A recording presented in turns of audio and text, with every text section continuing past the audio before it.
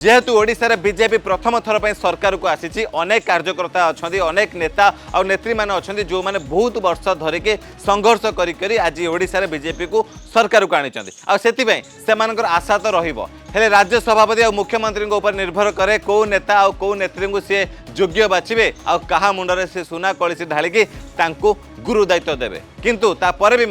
BJP जेहेतु गोटे विचारधारार दल समस्ते विचारधारा को आदेश करिकी नेतृत्व आदेश को मानिकी आगो को बढ़िबे आ सरकार सहित संगठन को सांगर नहीं चलिए बोली भी